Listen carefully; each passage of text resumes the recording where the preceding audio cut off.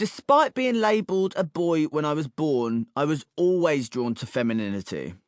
My earliest memories all have women playing the starring roles. If my early life were a movie, men were the mere extras while women took the lead, the supporting roles, and were directing and producing too. Women ran shit in the world I grew up in.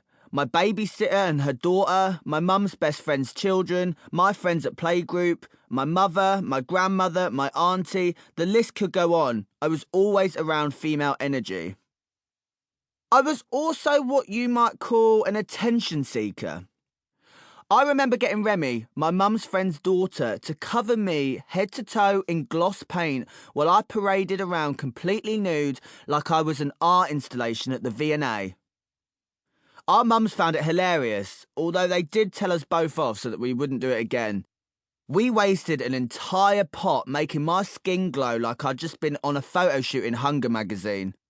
I think people warmed to the idea that I was an attention seeker very early on. It was cute because I was young, but as I got older, I became more socially aware, knowing that expressing femininity as a boy would earn me ridicule.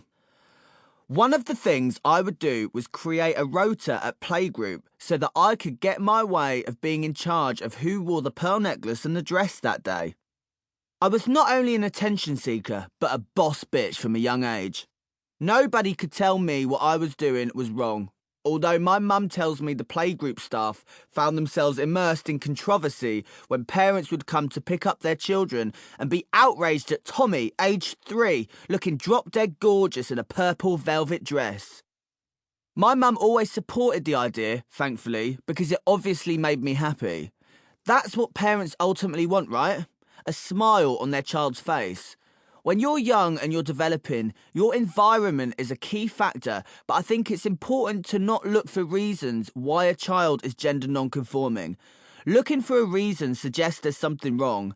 Some kids just are, and that's fine. My mum has also had a huge influence on my understanding of femininity, as well as strength and resilience. When I was very young, she was a single mother, working her arse off to provide a better life for me. I grew up with a mum who was an incredibly independent woman. She didn't want to ever have to rely on a man because she knew she could rely on herself. Her work ethic is unparalleled, and as I grew up, I understood this. I'm eternally thankful for what she sacrificed to provide for me, and even better, she'd be doing it all in a heel. I always viewed my mum as glam, gorgeous, and a go-getter. She's the strongest person I know, male, female, or somewhere in between. Femininity can be powerful. I walked into season 2 of RuPaul's Drag Race UK wearing a hot pink, faux leather, dominatrix-inspired outfit with vegan bitch studded on the front panels paired with pink diamante nipples.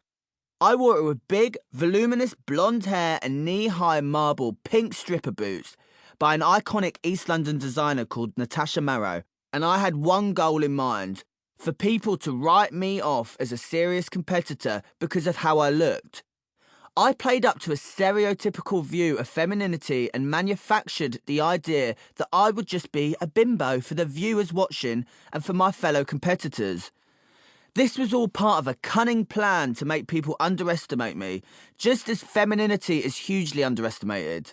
Drag Race was the city of Troy, and my bimbo persona was a Trojan horse. Once I infiltrated the city borders, the workroom, I wanted to destroy all the preconceived ideas people had about me and my talents. Turns out I was capable of more than looking a little bit blonde and a whole lot of sexy.